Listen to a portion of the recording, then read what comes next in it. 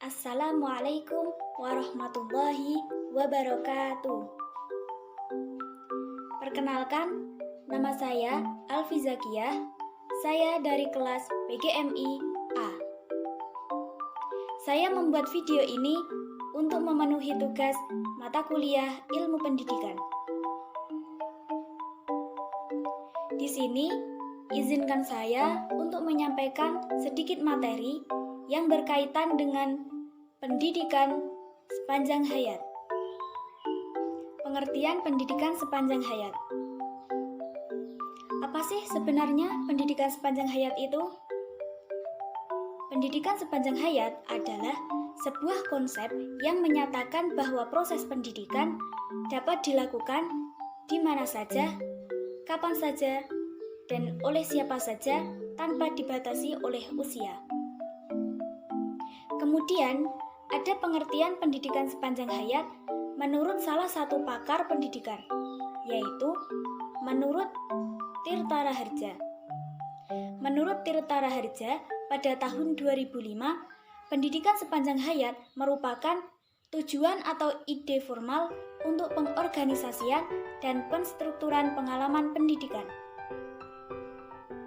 Pendidikan sepanjang hayat bertumpu pada keyakinan bahwa pendidikan itu tidak identik dengan persekolahan. Pendidikan sepanjang hayat merupakan suatu proses berkesinambungan yang berlangsung sepanjang hayat.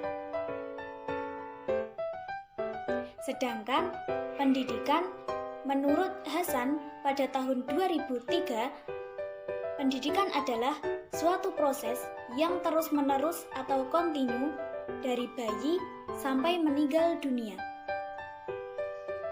Artinya apa? Bahwasanya pendidikan sepanjang hayat atau yang disebut juga sebagai lifelong education merupakan pendidikan yang menekankan bahwa proses pendidikan itu berlaku terus-menerus, yaitu berlangsung mulai sejak seseorang itu dilahirkan hingga akhir hayatnya, atau sampai seseorang itu meninggal dunia. Implementasi pendidikan sepanjang hayat. Adapun pendidikan sepanjang hayat itu bisa dilakukan baik melalui jalur pendidikan formal, pendidikan non-formal, ataupun pendidikan informal. Pendidikan formal. Pendidikan formal adalah jalur pendidikan yang terstruktur dan berjenjang, yang terdiri atas pendidikan dasar, pendidikan menengah, dan pendidikan tinggi. Contohnya, yang pertama, pendidikan anak usia dini jalur formal berupa Taman Kanak-kanak atau TK dan Raudhatul Atfal atau RA. Yang kedua, pendidikan dasar, contohnya seperti SD, MI, MTS, ataupun SMP. Yang ketiga, pendidikan menengah, contohnya seperti SMA, MA, ataupun SMK. Yang keempat, pendidikan tinggi, contohnya seperti sarjana ataupun doktor. Yang selanjutnya adalah pendidikan non-formal.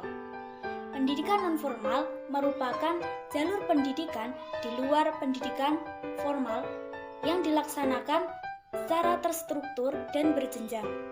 Contohnya seperti les ataupun pelatihan. Dan yang terakhir adalah pendidikan informal, yaitu jalur pendidikan dari keluarga dan lingkungan. Role model pembelajaran sepanjang hayat atau yang disebut juga sebagai teladan merupakan salah satu fungsi terpenting seorang guru, seperti yang ditanamkan oleh Bapak Pendidikan, yaitu Ki Hajar Dewantara. Beliau menanamkan ing ngarsa sung tulodo, ing madya mangun karso, dan tutwuri handayani. Maksudnya, ing ngarsa sung tulodo yaitu jika di depan menjadi contoh. Ing madya mangun karso artinya jika di tengah-tengah membangkitkan kehendak, hasrat, ataupun motivasi. Dan yang terakhir, tutwuri handayani. Artinya, jika di belakang mengikuti dengan hati-hati. Tujuan pendidikan sepanjang hayat. Adapun tujuan pendidikan sepanjang hayat yaitu untuk mengembangkan potensi manusia secara optimal dan menyelaraskan pendidikan wajib belajar dengan pengembangan kepribadian manusia. Melalui proses pendidikan sepanjang hayat ini, manusia mampu meningkatkan kualitas kehidupan secara berkesinambungan, mampu mengikuti perkembangan ilmu dan teknologi, serta mampu mengikuti perkembangan masyarakat dan budaya untuk menghadapi tantangan masa depan dan mengubahnya menjadi peluang. Mungkin cukup sekian yang dapat saya sampaikan. Kurang lebihnya mohon maaf. Wabillahi taufiq wal hidayah. Wassalamualaikum warahmatullahi wabarakatuh.